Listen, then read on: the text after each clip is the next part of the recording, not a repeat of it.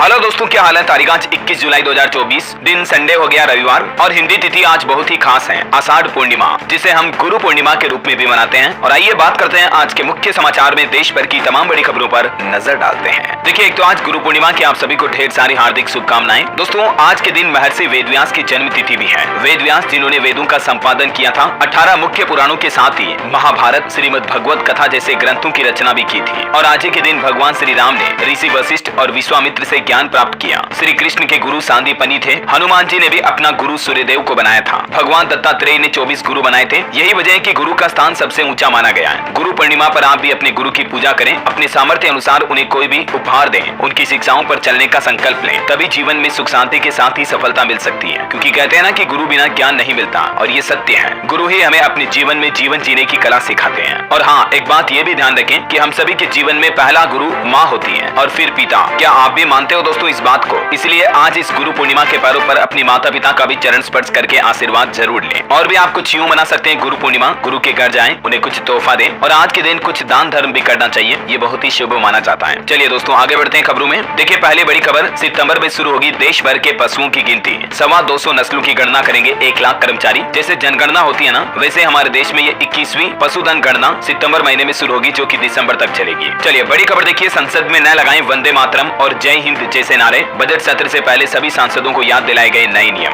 22 जुलाई से हमारे देश में संसद सत्र की शुरुआत होगी, और इससे पहले सभी सांसदों को ये निर्देश जारी किए गए हैं। चलिए, खबर है, देश में पहली बार विश्व धरोहर समिति की बैठक होने जा रही है। पीएम मोदी आज इसका उद्घाटन करेंगे, और इस बैठक में 150 से ज्यादा देशों के 2000 से ज्यादा राष्ट्रीय एवं अंतर्राष्ट्रीय स्तर के डेलीगेट्स हिस्सा लेंगे। और ये देश में पहली बार संयुक्त राष्ट्र शैक्षिक, वैज्ञानिक और सांस्कृतिक संगठन यानी यूनेस्को की 46वीं विश्व धरोहर समिति की बैठक होने जा रही है। दिल्ली के भारत मंडपम में 21 से 31 जुलाई तक होने वाली इस बैठक में दुनिया भर की कई बड़ी हस्तियां शामिल होगी। चलिए, बड़ी खबर देखिए, जम्मू कश्मीर में सेना प्रमुख करेंगे हाई लेवल बैठक। डीजीपी भी इसमें शामिल होंगे। और अभी जो जम्मू कश्मीर में आतंकियों के हालात चल रहे हैं, इसके लिए 500 स्पेशल पैरा कमांडो की तैनाती की गई है। क्योंकि बताया जा रहा है कि 50 से 55 पाकिस्तानी आतंकियों की मौजूदगी का शक है। इनका मकसद है भारत में टेरर नेटवर्क को फिर से एक्टिव करना। तो इन्हीं आतंकियों को सबक सिखाने के लिए भारतीय सेना ने पाकिस्तान से आया आतंकवादियों को पकड़ने के लिए 500 para commando Jammu and Kashmir में तैनात किए हैं। और वहीं सेना प्रमुख बनने के बाद दूसरी बार जम्मू कश्मीर पहुंचे जनरल उपेंद्र द्विवेदी, उन्होंने भी सुरक्षा स्थितियों का जायजा लिया। गृह मंत्री अमित शाह का भी कहना है कि देश में उभरते सुरक्षा खतरों से निपटने के लिए एजेंसियों के बीच तालमेल पर जोर दें। चलिए, खबर देखिए, प्रख्यात कृषिविद कमला पुजारी जी के निधन पर देश की राष्ट्रपति द्रौपदी मुर्मू और प्रधानमंत्री ने भी शोक व्यक्त किया। 70 साल की उम्र में इनका निधन हो गया। वही देखिए, न्यूजीलैंड के प्रधानमंत्री लक्षण से पीएम मोदी ने फोन पर बातचीत की। दोनों नेताओं ने द्विपक्षीय सहयोग बढ़ाने की प्रतिबद्धता दोहराई। चलिए, खबर है, पेरिस ओलंपिक में भारतीय सेना के भी 24 एथलीट दिखाएंगे दमखम। नीरज चोपड़ा भी इसमें शामिल होने जा रहे हैं। जानकारी के लिए बता दूं, पेरिस ओलंपिक 26 जुलाई से शुरू हो रहे हैं, और इस ओलंपिक में शामिल होने के लिए भारत से 117 भारतीय एथलीट और 24 सशस्त्र बल के कर्मी भी शामिल होंगे। बेस्ट ऑफ लक इन सभी को हमारी तरफ से। और चलिए, बड़ी खबर देखिए, बांग्लादेश में जो हिंसक प्रदर्शन हो रहा, इसी बीच 1000 से ज्यादा भारतीय स्टूडेंट अपने स्वदेश लौट चुके हैं। हालांकि अभी भी वहां हजारों स्टूडेंट फंसे हुए हैं। बांग्लादेश में आपको पता होगा, आरक्षण के खिलाफ हिंसक प्रदर्शन हो रहा। अब तक 105 लोगों की जान भी जा चुकी है, और पूरे देश में अभी कर्फ्यू का माहौल है। अब यहाँ का मोर्चा सेना ने संभाल लिया है। देखते ही गोली मारने का ऑर्डर भी जारी हुआ। बांग्लादेश की सरकारी नौकरियों में 56% आरक्षण है, इसको खत्म करने की स्टूडेंट की मांग है। ये देख सकते हैं यहाँ के स्टूडेंट की 5 प्रमुख बड़ी मांगे क्या है। एक तो इनकी मांग है कि 56% से घटाकर आरक्षण को 10% किया जाए, उम्र सीमा सभी के लिए समान की जाए, वगैरह वगैरह। चलिए, अगली खबर देखिए, अमरनाथ यात्रा के लिए 23वां जत्था रवाना हुआ। अब तक 4.25 लाख श्रद्धालुओं ने पवित्र गुफा के दर्शन किए। और एक अच्छी खबर आ रही, पहली छमाही में घरेलू कारोबारी भरोसा सूचकांक बढ़ा। 30% कंपनियां नई नियुक्ति करने की तैयारी में है, तो जल्द ही ज्यादा से ज्यादा युवाओं को नौकरियां मिल पाएगी। वही खबर है, ग्लोबल आउटेज के बाद अब देश के सभी एयरपोर्ट पर सेवाएं बहाल हो गई है। नागरिक उड्डयन मंत्रालय की तरफ से ये बात की जानकारी दी गई। अभी एक दिन पहले आपको पता होगा, माइक्रोसॉफ्ट के सर्वर सिस्टम में जो दिक्कत आई, इसके चलते दुनिया भर में 4000 से भी ज्यादा फ्लाइट कैंसिल हो गई थी। हालांकि कुछ एयरपोर्ट पर इसका असर कल भी देखा गया। फेस रीडिंग सिस्टम डीजी यात्रा में दिक्कतें आई, और भारत में एयर इंडिया ने रिफंड देने का भी ऐलान किया अपने यात्रियों को। लेकिन अभी सरकार का कहना है कि धीरे धीरे सब कुछ सर्विस वापस चालू हो गई है। चलिए, खबर देखिए, ईपीएफओ अधिकारियों ने आईटी इंफ्रास्ट्रक्चर पर चिंता जताई और इसे अपग्रेड और सुधार करने की जरूरत भी बताई है। और इस संबंध में ईपीएफ अधिकारी संघ के अधिकारियों ने केंद्रीय श्रम मंत्री को पत्र भी लिखा है। चलिए, बड़ी खबर देखिए, उत्तर प्रदेश और उत्तराखंड के बाद अब मध्य प्रदेश में भी दुकानों के बाहर मालिकों के नाम प्रदर्शित करने की मांग की जा रही है। देखिए, मध्य प्रदेश में भी ये डिमांड की जा रही है कि दुकानों पर मालिक का नाम और मोबाइल नंबर लिखना अनिवार्य किया जाए। एमपी के उज्जैन में यूपी जैसा आदेश पहले से ही लागू है। अमल न होने पर संतों ने इस पर अब आवाज भी उठाई है। अभी आपको पता होगा, उत्तर प्रदेश में कांवड़ यात्रा के दौरान जो ये आदेश जारी किया, इसके बाद अब काशी विश्वनाथ धाम में भी दुकानों पर नाम लिखना होगा। 40 दुकानदारों को नोटिस दिया। हिंदू संगठन ने भी कहा कि भगवा झंडा लगाएं और आधार कार्ड भी साथ में रखें। हालांकि मुस्लिम मुस्लिम भाई लोग इसका विरोध कर रहे हैं। दुकानदारों के नाम लिखने पर बोले मौलाना अरशद मदनी कि ये भेदभावपूर्ण और सांप्रदायिक फैसला है, इससे नागरिकों के मूल अधिकारों का उल्लंघन होगा। चलिए बड़ी खबर आ रही, कर्नाटक राज्य के स्कूलों में अब छात्रों को सप्ताह में 4 दिन अंडे भी मिलेंगे। अजीज प्रेमजी फाउंडेशन ने कर्नाटक के मुख्यमंत्री सिद्धारमैया सरकार के साथ एक हाथ मिलाया है और बच्चों को अब सरकारी स्कूलों में अंडे भी परोसे जाएंगे सप्ताह में 4 दिन। मुख्यमंत्री का कहना कि अच्छी शिक्षा के लिए गुणवत्तापूर्ण भोजन जरूरी है।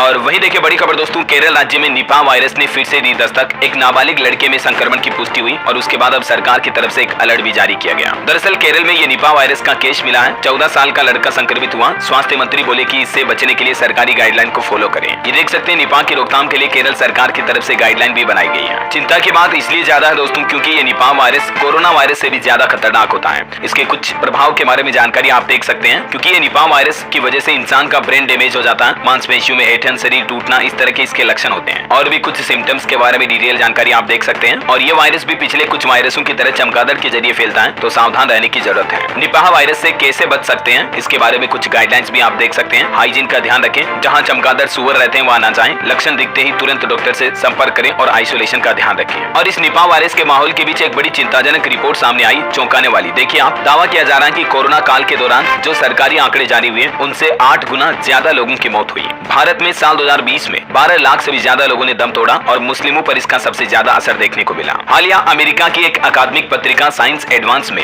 भारत में हुई कोरोना काल के दौरान मौतों को लेकर ये चौंकाने वाली रिपोर्ट प्रकाशित की गई है। हालांकि हमारे देश के स्वास्थ्य मंत्रालय का इस रिपोर्ट पर कहना है कि इस अध्ययन को खारिज किया और कहा कि ये 11,90,000 लगभग 12 लाख मौतों का दावा गलत है। और अमेरिका की इस पत्रिका साइंस एडवांसेज की रिपोर्ट की आलोचना भी की है भारतीय स्वास्थ्य मंत्रालय ने। और कोरोना निपाह के बीच आपको बताऊंगा आजकल हमारे देश में चांदीपुरा वायरस का भी एक नया खतरा पैदा हो रहा है। और इस वायरस के खतरे को देखते हुए गुजरात रवाना हुई केंद्र सरकार की टीम भी, क्योंकि गुजरात और राजस्थान में ये वायरस काफी ज्यादा फैलने लगा है। अब चांदीपुरा से निपटेगी विशेष टीम। स्वास्थ्य मंत्रालय ने गुजरात की मदद के लिए हाथ भी आगे बढ़ाया है। बताया जा रहा है कि गुजरात में चांदीपुरा वायरस के अब तक 62 मामले सामने आ चुके हैं और 21 लोगों की मौत हो चुकी है। अब सरकार की तरफ से एक हेल्पलाइन सर्विस भी शुरू की है। 104 नंबर पर कॉल करके हेल्पलाइन ले सकते हैं अगर आपको कोई दिक्कत है। और चलिए फिलहाल आगे बढ़ते हैं अपन खबरों में। देखिए आप, नए क्रिमिनल कानूनों पर मद्रास हाईकोर्ट ने केंद्र सरकार को नोटिस जारी किया और कहा कि पहले लो पैनल से सलाह लेनी चाहिए थी, उसके बाद इन कानूनों को लागू करना चाहिए था। हालांकि अब केंद्र सरकार से 4 सप्ताह में जवाब मांगा है। देखते हैं सरकार इन तीनों नए क्रिमिनल कानून पर अब हाईकोर्ट में क्या जवाब दाखिल करती है। फिलहाल देखिए अगला अपडेट, यूपीएससी के चेयरमैन मनोज सोनी ने दिया इस्तीफा। पिछले साल अध्यक्ष बने थे, 5 साल का कार्यकाल बाकी था, लेकिन ये बोले कि इसका पूजा केडकर विवाद से कोई संबंध नहीं है। वहीं देखिए बड़ी खबर,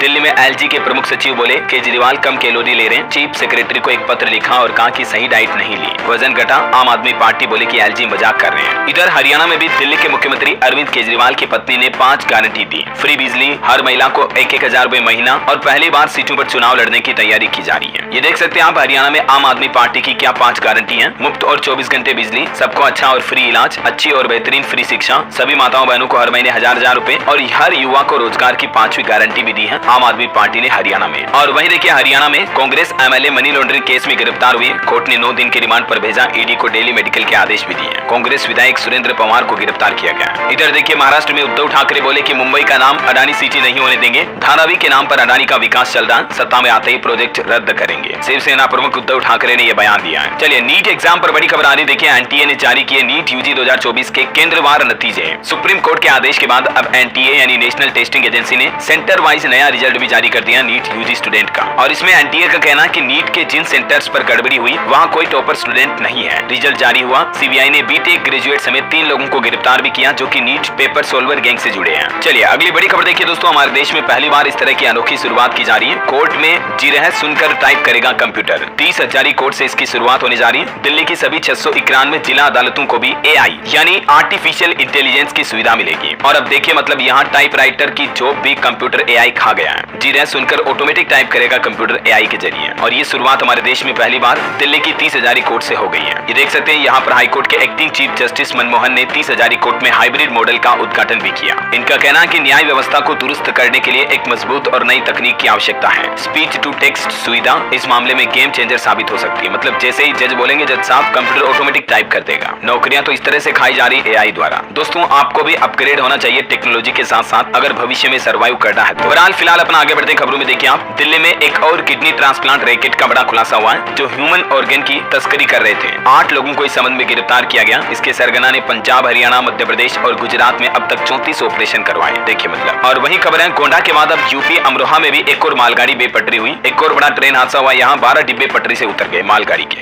हालांकि इस हादसे की वजह से कोई नुकसान की खबर सामने नहीं आई, जो कि अच्छी बात है। और वहीं देखिए एक बड़ी चौंकाने वाली रिपोर्ट जूनोटिक बीमारियों पर आ रही कि दुनिया में करीब 17 लाख अज्ञात वायरस हैं जो कभी भी संक्रमण फैला सकते हैं और कई बड़ी महामारियों की आशंका है। संयुक्त राष्ट्र पर्यावरण कार्यक्रम UNEP ने अपनी नवीनतम रिपोर्ट में ये बात का जिक्र किया कि जलवायु परिवर्तन और पर्यावरण में लगातार हो रहे बदलावों के बाद भविष्य में कई नए वायरस से संक्रमण महामारी फैलने का खतरा बढ़ गया है। चलिए अगली खबर देखिए दोस्तों। आने वाले पर्व गणेश चतुर्थी के त्योहार को देखते हुए रेलवे 1 सितंबर से शुरू करेगा 200 से ज्यादा स्पेशल ट्रेन। सेंट्रल रेलवे की ये प्लानिंग है, डिटेल आप देख सकते हैं। वहीं कांवड़ यात्रियों के लिए भी एक अच्छी खबर है। हरिद्वार ऋषिकेश तक 2 जोड़ी मेला स्पेशल ट्रेनें भी चलाने जाना। रेलवे सावन का महीना शुरू होने से पहले ही कांवड़ियों को एक सौगात देने जाना है। वहीं देखिए बजट को लेकर एक रिपोर्ट आ रही कि घर खरीदारों के लिए टैक्स छूट बढ़े और अफोर्डेबल हाउसिंग बनाने के लिए बिल्डरों को मिले प्रोत्साहन भी। क्रेडाई की तरफ से, जो कि रियल एस्टेट कंपनियों का संगठन है, उसकी तरफ से सरकार से बजट में ये डिमांड की गई है। और हाँ दोस्तों, अभी तो अपन कुछ और महत्वपूर्ण और काम की खबरें देखेंगे। बिजली बिल महंगा होने को लेकर भी अपडेट है, कुछ सरकारी नौकरियों के अपडेट भी जानेंगे और भी कई सारी महत्वपूर्ण खबरें देखेंगे। लेकिन खबरों में आगे बढ़े इससे पहले आज के मौसम समाचार पर नजर डाल लेते हैं। और हाँ, एक छोटी सी रिक्वेस्ट आपसे ये कि अगर आप और चैनल को अभी तक भी सब्सक्राइब नहीं किया ना, तो इसे सब्सक्राइब करके बेल आइकन दबा दीजिए और इस वीडियो पर एक छोटा सा प्यार भरा लाइक भी कर दीजिएगा, ताकि आपको रोजाना की ताजा खबरें, नई सरकारी योजनाओं की जानकारी, सरकार के बड़े ऐलान, नए नियम, बड़ी घोषणाएं सबसे पहले आपके मोबाइल पर मिलती रहेगी। चलिए एक सेकंड का भी टाइम वेस्ट नहीं करते, सीधा आगे बढ़ते मौसम अपडेट में। गुजरात में 36 घंटे में 565 mm बारिश हुई। उत्तर प्रदेश वाराणसी के घाटों पर भी NDRF की टीमें तैनात की गई। नागपुर में स्कूल कॉलेज बंद किए गए। आज भी 11 राज्यों में बारिश का अलर्ट है। सबसे पहले आपको गुजरात के कुछ हालात बताता हूँ। देखिए लगातार 45 घंटों से पोरबंदर पानी में डूब गया मानो पूरा। 2 दिनों में 27 इंच से ज्यादा बारिश से कई गांव बाढ़ की चपेट में आ गए और कई नदियां भी उफान पर चली। गुजरात में अब उत्तर प्रदेश के बाद बाढ़ के हालात काफी गंभीर हो गए हैं। ये तस्वीरें देखकर आप खुद अंदाजा लगा सकते हैं। इधर गुजरात के वडोदरा में भी देखिए स्कूल की एक दीवार गिर गई, जिसमें 4 बच्चे घायल हो गए। स्टूडेंट 10 फीट तक नीचे गिरे। हालांकि वो तो राहत की बात रही कि बीच में एक शेड था, इसलिए बच्चों को गंभीर चोटें नहीं आई। वरना देखिए आप प्रशासन की लापरवाही, किस तरह से इन जर्जर स्कूल बिल्डिंगों में बच्चों को पढ़ाई करवाई जा रही है, उनकी जान को खतरा है इससे। और गुजरात द्वारका में तो 24 घंटों में काफी ज्यादा बारिश हुई, निचले इलाके डूब गए, स्कूल कॉलेजों में भी छुट्टियां घोषित करनी पड़ी। और इधर देखिए मध्य प्रदेश में रायसेन में तेज बारिश हुई, सड़कों पर 3 फीट तक पानी भर गया। भोपाल विदिशा में भी पानी गिरा। जबलपुर समेत MP के 10 जिलों में आज भी अलर्ट है। हालांकि बिहार में अब थोड़ा मानसून रूठा, मतलब कम बारिश हो रही है, लेकिन 23 जुलाई से बिहार में फिर से मानसून की शुरुआत होगी। बिहार राज्य में अब तक 27% कम बारिश हुई है। इधर उत्तर प्रदेश की बात करें तो 40 जिले अभी भी बाढ़ से प्रभावित हैं और इसी बीच योगी सरकार की तरफ से 120 करोड़ रुपए की सहायता राशि भी जारी की है। देखिए आप यूपी में बाढ़ से लखीमपुर पीलीभीत हाईवे भी बंद पड़ा है। बहराइच में गागरा नदी में फंसे 100 लोगों का रेस्क्यू किया गया। यूपी के 14 जिलों में आज भी भारी बारिश का अलर्ट है। उड़ीसा के भी कई जिलों में भारी बारिश हुई, 23 परिवारों को रेस्क्यू किया गया। अगले 5 दिन तक यहाँ फिर से बारिश की संभावना है। छत्तीसगढ़ में देखिए तेलंगाना आंध्र प्रदेश राज्यों से छत्तीसगढ़ का संपर्क भी टूट गया। एक पुल बहने से 70 गाँव टापू बने। सबरी गोदावरी नदी का जलस्तर भी बढ़ा। राजस्थान में भी जैसलमेर, भीलवाड़ा, झालावाड़ में बारिश हुई, बिजली के पोल गिरे। 31 जिलों में आज भी अलर्ट है। 7 शहरों में भारी बरसात की चेतावनी। हिमाचल प्रदेश में बादल फटा, एक व्यक्ति की जान चली गई। पांवटा की टोस नदी में मिला शव। पंजाब में सुबह 10 बजे तक बारिश का अलर्ट है। 21 जुलाई से फिर एक्टिव होगा मानसून। और भी स्काईमेट वेदर की रिपोर्ट के मुताबिक अगले 24 घंटों के दौरान मौसम की संभावित गतिविधि क्या रहेगी, जिसकी डिटेल आप देख सकते हैं स्क्रीन पर। और वहीं दोस्तों सराफा बाजार पर नजर डाले सोने चांदी के रेट पर, तो देखिए सोना थोड़ा महंगा हुआ, हालांकि चांदी की चमक घटी है। अब आज संडे है तो मैं आपको पूरे सप्ताह का वीकली रेट बता देता हूँ। देख सकते हैं आप इस सप्ताह सोने चांदी की चाल में क्या बदलाव देखने को मिला। और वहीं मार्केट से कुछ अपडेट देखिए आप। HDFC बैंक का पहली तिमाही में मुनाफा 35% बढ़ा। आय 45% बढ़कर 83,701 करोड़ रुपए रही। यस बैंक के निवेशकों के लिए भी अच्छी खबर है। बैंक का रिजल्ट काफी अच्छा आया, 47% तक बढ़ा मुनाफा और NPA भी घटा है। चलिए अगली बड़ी खबर देखिए। अंधविश्वास और जादू टोने के खिलाफ सुप्रीम कोर्ट में एक याचिका दाखिल की गई और कहा कि समाज में ये प्रथाएं काफी अमानवीय और शोषण करने वाली हैं, इसलिए इन चीजों पर रोक लगाई जाए। फर्जी बाबाओं के खिलाफ सुप्रीम कोर्ट में ये जनहित याचिका लगाई गई है। देखते हैं सुप्रीम कोर्ट की तरफ से इस पर क्या फैसला आता है, मैं आपको बता दूंगा। वही देखिए दोस्तों ऑटो इंडस्ट्री से खबर आ रही है। Mahindra Thar 5 door version launch होने वाला है जल्दी। इसका नाम होगा थार रॉक्स ROXX। इस नाम से आएगी ये महिंद्रा की नई SUV और जल्दी से भारतीय मार्केट में लॉन्च किया जाएगा 15 अगस्त स्वतंत्रता दिवस के आसपास। चलिए अगली बड़ी खबर देखिए। राजस्थान पुलिस सेवा नियम में OBC के लिए आयु सीमा में 5 साल की छूट का प्रावधान यथावत है। दरअसल कल से ही मीडिया रिपोर्ट चल रही थी कि राजस्थान सरकार ने पुलिस भर्ती पर यह बड़ा फैसला लिया और अब OBC आरक्षण में ये छूट नहीं मिलेगी। तो इन खबरों के बाद सरकार की तरफ से क्लियरिफिकेशन जारी किया गया, जिसमें कहा कि भूलवश 2 स्थानों पर यह अंकित हो गया था, लेकिन ये जो 5 साल की छूट का प्रावधान है OBC के लिए, ये अभी भी जारी रहेगा। ठीक है ना। और इसके अलावा भी राजस्थान सरकार के कुछ बड़े फैसले देखिए आप। राजस्थान की भजनलाल सरकार ने सरकारी अस्पतालों में बुजुर्गों के लिए एक नई व्यवस्था शुरू की है। राम आश्रय वार्ड नाम से एक नई व्यवस्था शुरू की है, जहां बुजुर्गों को स्पेशल फैसिलिटी मिलेगी अस्पतालों में। डिटेल आप देख सकते हैं। राजस्थान के चिकित्सा स्वास्थ्य मंत्री की तरफ से ये निर्देश भी जारी किए गए हैं। और एक अच्छी खबर है, राजस्थान में इन 50,000 पदों पर भर्ती का ऐलान किया। विधानसभा में खुद चिकित्सा मंत्री की तरफ से बड़ा ऐलान किया और कहा कि सरकार जल्दी चिकित्सा चिकित्सा विभाग में ये 50,000 पदों पर भर्तियां निकालेगी। राजस्थान में गाँव के विकास के लिए भी अच्छी खबर आई है। लगभग 1100 करोड़ रुपए खाते में डालेगी भजन लाल सरकार। राजस्थान में सरपंच संघ की 15 सूत्री मांगों को लेकर उच्च अधिकारियों ने सरपंचों के साथ विस्तार से चर्चा की और राजस्थान सरकार ने आश्वासन दिया कि 15 अगस्त तक ग्राम पंचायतों के खातों में 1100 करोड़ रुपए पहुंच जाएंगे, जिनसे कि गांव का विकास कराया जाएगा, है ना। वैसे राजस्थान में बिजली उपभोक्ताओं को बड़ा झटका लगा। अब आपका बिजली बिल ज्यादा आएगा। वजह यह दोस्तों की 61 पैसे प्रति यूनिट फ्यूल सरचार्ज लगाया है राजस्थान सरकार ने। 200 यूनिट से ज्यादा खपत वालों पर इसका असर पड़ेगा। मतलब समझ रहे हो, जिन लोगों का भी बिजली बिल 200 यूनिट से ज्यादा आता है हर महीने 2 महीने में जिस भी साइकिल में, तो उन लोगों के लिए अब बिजली बिल पर 54 पैसे प्रति यूनिट अलग से फ्यूल सरचार्ज लगाने के आदेश जारी किए हैं, जिससे कि प्रति यूनिट आपका रेट बढ़ जाएगा, है ना। चलिए राजस्थान के बाद मध्य प्रदेश के कुछ अपडेट देखिए आप। एमपी में 17,000 करोड़ में खुलेगी नई इंडस्ट्रीज। छिंदवाड़ा को मिले 15 नए प्रोजेक्ट भी। मध्य प्रदेश के जबलपुर में बनेगा रेडीमेड टेक्सटाइल स्किल सेंटर भी। मध्य प्रदेश के मुख्यमंत्री डॉक्टर मोहन यादव की तरफ से ये कुछ बड़ी घोषणाएं की गई हैं। जबलपुर में बनेंगे सेना के घातक टैंक। मुख्यमंत्री ने कॉन्क्लेव में ये घोषणाएं की है। इसके अलावा एमपी छिंदवाड़ा में 15 नए प्रोजेक्ट शुरू होंगे और जबलपुर में ये रेडीमेड टेक्सटाइल स्किल सेंटर भी बनेंगे। और इसके अलावा कोई कंपनी अगर डिफेंस में निवेश करती है, इन्वेस्टमेंट करती है, तो भी अब मध्य प्रदेश सरकार 75% डिस्काउंट में जमीन देगी। ये इन्वेस्टर मंच से कुछ एमपी सरकार की बड़ी घोषणाएं आप देख सकते हैं अलग अलग योजनाओं के बारे में। वैसे आपको पता होगा मध्य प्रदेश में भी भील प्रदेश बनाने की मांग की जा रही। 13 जिलों को एमपी से अलग करने का प्रस्ताव है। हालांकि राज्य सरकार ने अब इस मुद्दे को संसद पर छोड़ दिया। नए भील प्रदेश में 4 राज्यों के इन जिलों को मिलाकर के भील समाज की तरफ से मांग की जा रही कि हमारा राज्य अलग बना दिया जाए, जिसमें मध्य प्रदेश के भी ये 13 जिले शामिल हैं और बाकी कुछ जिले राजस्थान से हैं, गुजरात से और महाराष्ट्र से भी हैं। मैंने आपको कल ही डिटेल बताई थी इस बारे में, है ना। और वहीं देखिए मध्य प्रदेश उज्जैन में रविवार को खुलेंगे स्कूल। अब सोमवार को छुट्टी रहेगी। सावन में महाकाल की सवारी के चलते ये फैसला लिया गया। 22 जुलाई से लेकर 2 सितंबर तक ये व्यवस्था रहेगी। चलिए खबर है दोस्तों, कर्नाटक के श्रृंगेरी शारदा मंदिर में 15 अगस्त से ड्रेस कोड लागू होगा। केवल इन परिधानों में ही मिलेगा प्रवेश और मंदिर में आने वाले श्रद्धालुओं को उचित परिधान और मर्यादा के पालन के साथ ही कपड़े पहनने होंगे। मतलब जैसे छोटे छोटे आजकल जो इस तरह के कपड़े आते हैं ना, वैसे कपड़े पहनकर मंदिर में प्रवेश की अनुमति नहीं होगी। चलिए खबर है छत्तीसगढ़ में 15,000 एनएचएम संविदा कर्मी 22 जुलाई से हड़ताल पर जा रहे हैं। बिलासपुर में सीएमएचओ को ज्ञापन सौंपा। नियमितीकरण यानी प्राइवेटाइजेशन और 27% वेतन बढ़ोतरी समेत टोटल 18 मांगे हैं एनएचएम संविदा कर्मियों की। ये वजह की कल 22 जुलाई से ये हड़ताल पर चले जाएंगे। ये कर्मचारियों की कुछ प्रमुख मांगों की डिटेल भी आप देख सकते हैं, है ना। और वैसे एक ऐसी घोषणा राजस्थान में भी की है। कल 22 जुलाई से सामूहिक अवकाश पर जाएंगे सरकारी मेडिकल कॉलेजों के शिक्षक। सेवा नियमों को लेकर इनमें असंतोष है। यही वजह की राजस्थान के तकरीबन 17 मेडिकल कॉलेजों के 700 से ज्यादा शिक्षकों ने सामूहिक अवकाश मतलब एक साथ छुट्टी लेने की घोषणा की है। इनकी मांग है राज्य सेवा नियमों को सभी पर लागू किया जाए। देखते हैं अब राजस्थान सरकार क्या फैसला लेती है। और वहीं देखिए राजस्थान से एक और बड़ी खबर, शिक्षक भर्ती परीक्षा में फर्जी डिग्री का शक होने के चलते अब 1 लाख टीचर के डॉक्यूमेंट का वेरिफिकेशन किया जाएगा और साइन के जरिए पता लगाएंगे कि खुद ने परीक्षा दी थी या किसी दूसरे ने दी थी। साल 2022 में जो 41,500 भर्तियां हुई थी ना, तो इन सभी का डॉक्यूमेंट वेरिफिकेशन फिर से होगा राजस्थान में, है ना। वही खबर है दोस्तों, राजस्थान के बीकानेर में काला सोना का खजाना पाया गया। टेस्टिंग से पता करेंगे जमीन के नीचे कितना पेट्रोलियम भंडार है। विधानसभा में इस संबंध में रिपोर्ट भी पेश की गई। राजस्थान के मुख्यमंत्री भजन लाल शर्मा ने बछड़ों को बोतल से दूध पिलाया और बोले कि 7 अगस्त को पूरे राजस्थान में एक साथ लगाएंगे 1 करोड़ पौधे। वैसे पौधारोपण का अभियान कल आपको पता होगा उत्तर प्रदेश में भी शुरू हुआ। रिपोर्ट्स के मुताबिक उत्तर प्रदेश ने बनाया नया रिकॉर्ड। एक दिन में रोपे गए 36 करोड़ 50 लाख से ज्यादा पौधे। मुख्यमंत्री योगी आदित्यनाथ ने कुकरेल नदी के तट पर भी हरिशंकरी का पौधा लगाया और इस अभियान की शुरुआत की। यूपी लखनऊ में भी जिस बस्ती पर बुलडोजर चला था, यहाँ भी 10,000 पौधे लगे। लखनऊ में मुख्यमंत्री योगी आदित्यनाथ बोले कि नदी पर भूमाफियाओं ने कब्जा कर लिया, अब नाइट सफारी बनाएंगे यहाँ। एक पेड़ माँ के नाम अभियान की शुरुआत हुई उत्तर प्रदेश में और योगी सरकार ने यह नया इतिहास रच दिया, करोड़ों पौधे एक साथ लगाने का। और वहीं देखिए उत्तर प्रदेश में मदरसों में पढ़ने वाले बच्चों की विभाग ने सूची मांगी तो मौलाना सूफियान ने कहा कि यह फैसला चौंकाने वाला है। यूपी सरकार द्वारा जारी ये आदेश भी आप देख सकते हैं। खबर है उत्तर प्रदेश में अधिकारियों, शिक्षक और कर्मचारियों को देना होगा संपत्ति का ब्यौरा। 31 जुलाई तक मौका है। जानकारी नहीं देने पर जांच और कार्रवाई भी की जाएगी।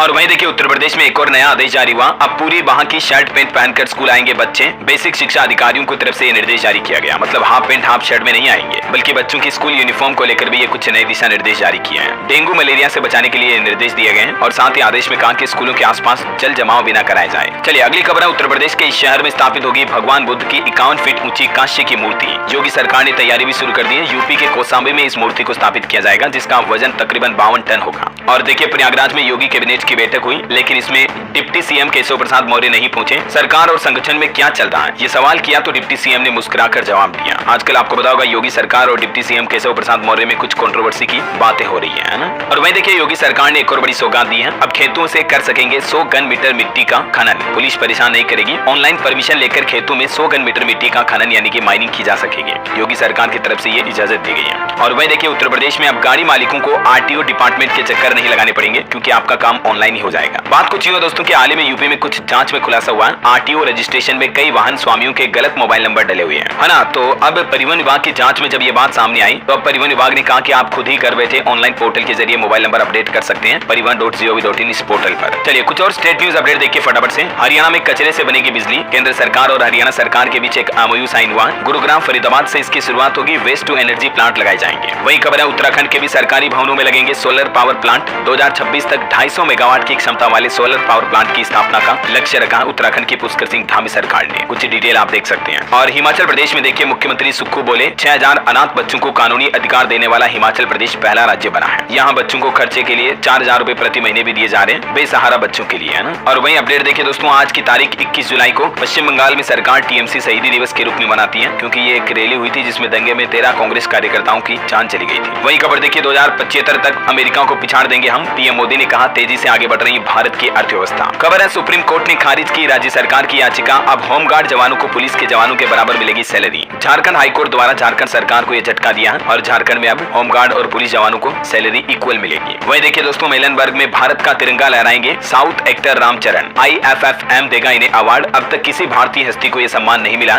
जो इनको मिलने जा रहा है। डिटेल आप देख सकते हैं। मेनी कांग्रेट्स रामचरण को इस अचीवमेंट के लिए। चलिए खबर है छत्तीसगढ़ में भी जमीन मालिकों की बड़ी सुविधा, अब तहसीलदार कर सकेंगे पटवारी रिकॉर्ड में दर्ज त्रुटियों का सुधार। छत्तीसगढ़ सरकार की तरफ से ये राइट्स दे दिए गए हैं इनको। और एक बड़ी खबर देखिए, इस राज्य में मूवी टिकट और OTT सब्सक्रिप्शन पर भी 2% सेस टैक्स लग सकता है। कर्नाटक सरकार इस तरह का प्लान बना रही है। खबर है बिहार के अनाथ बच्चों की चिंता होगी अब दूर, क्योंकि सरकार की परिवरिश योजना बनेगी सहारा। बिहार की नीतीश सरकार की तरफ से अनाथ बच्चों के लिए ये नई योजना शुरू की जा रही है। इस योजना के तहत बेसहारा बच्चों को जीवन व्यापन करने में मदद मिलेगी और बिहार सरकार की तरफ से आर्थिक सुविधा उपलब्ध कराई जाएगी। इस योजना का लाभ कैसे मिलेगा, जिसके बारे में डिटेल जानकारी भी आप देख सकते हैं स्क्रीन पर। चलिए खबर है झारखंड सरकार गिग वर्कर्स के लिए लागू करेगी न्यूनतम मजदूरी। विधानसभा में इस संबंध में विधेयक भी लाया जाएगा। गिग वर्कर का मतलब तो मैंने आपको बताया था पहले भी, जैसे ऑनलाइन सामान बेचने वाले, डिलीवरी करने वाले, जैसे जोमेटो, स्विगी या ओला उबर में काम करने वाले, राइडिंग करने वाले, कैब ड्राइवर हो गए, अमेजोन फ्लिपकार्ट की डिलीवरी बॉय, इनको गिग वर्कर कहा जाता है ना। तो इनके लिए न्यूनतम मजदूरी वाला विधेयक लाएगी जल्दी झारखंड सरकार। और वही देखिए UPI यूजर्स की संख्या में भारी इजाफा हो रहा है। 20.1 ट्रिलियन रुपए तक पहुंचा ट्रांजैक्शन का अमाउंट। जून महीने का ये डेटा सामने आ रहा है। खबर है इस सप्ताह भारतीय बाजारों में विदेशी निवेशकों ने डाले 15,420 करोड़ रुपए। इंडियन स्टॉक मार्केट पर भी फॉरेन इन्वेस्टर्स का भरोसा बढ़ रहा है। वही देखिए गुड्स एक्सपोर्ट में भी भारत ने दर्ज की दोहरे अंक की बढ़ोतरी, हालांकि अभी भी टॉप मार्केट अमेरिका बना हुआ है। और खबर देखिए हिंडनबर्ग रिपोर्ट से अदानी ग्रुप पर निशाना साधने वाले नेताओं के चीनी कनेक्शन की जांच की जाए, वकील महेश जेठमलानी की तरफ से ये बयान दिया गया। खबर है भारतीय रिजर्व बैंक RBI ने व्हाइट लेबल ATM के शुल्क ढांचे की समीक्षा हेतु पैनल का भी गठन किया है। और इस पैनल का क्या कार्य होगा,